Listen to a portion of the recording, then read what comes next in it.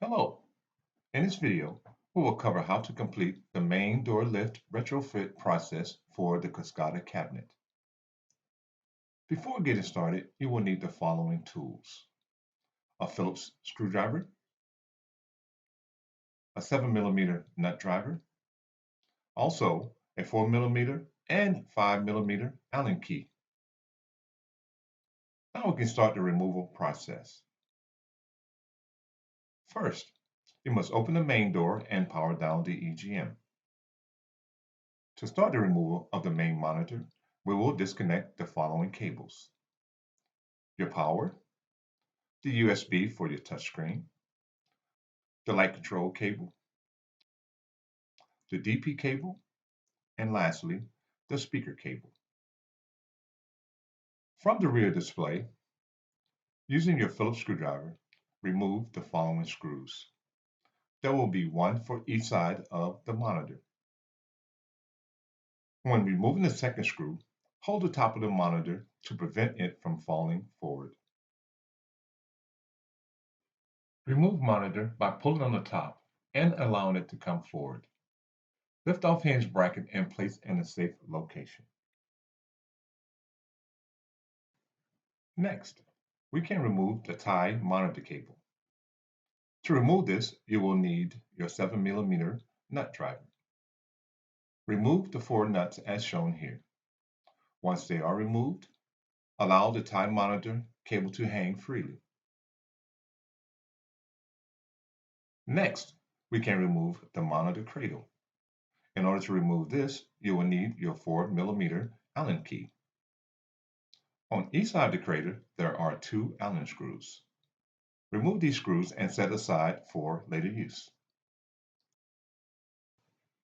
Once all screws have been removed, we can now place the monitor cradle again in a safe location.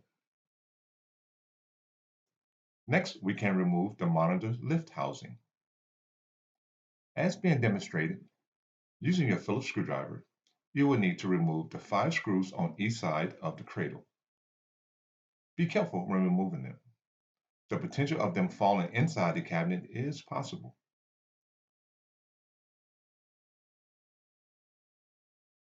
Grasping the monitor, lift the housing as shown and remove it. The fit may seem tight, so a little effort to remove it may be required.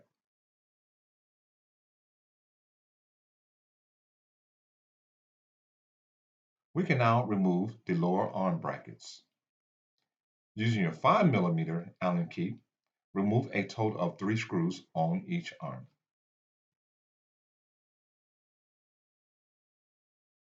Do understand, there is a possibility the Allen screws may be very tight, so a little torque will be required.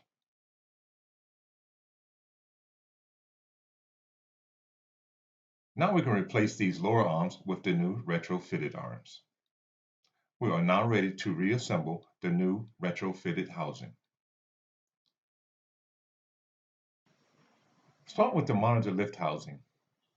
Install this in the reverse of the removal performed earlier.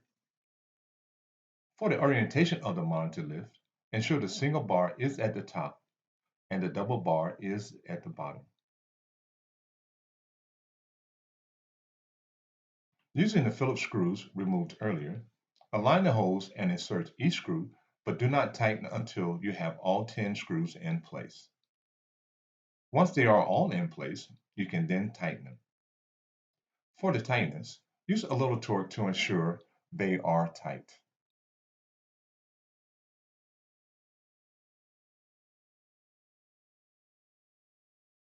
Next, we can install the monitor cradle. Again, you will use your 4mm Allen screws. Again, insert all 4 screws before tightening them. Then tighten to a good torque. We can now reinstall the tie monitor cable. Reverse the process mentioned earlier to install this. Once this has been completed, we are almost done. Install the monitor.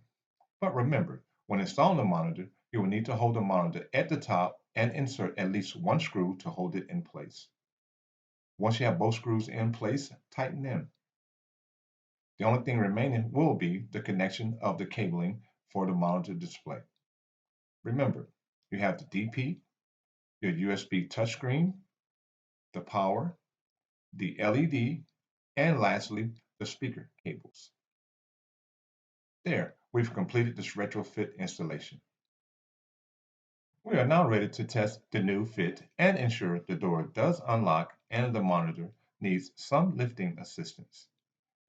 There, the retrofit installation has been completed. Thank you for taking the time to view this video.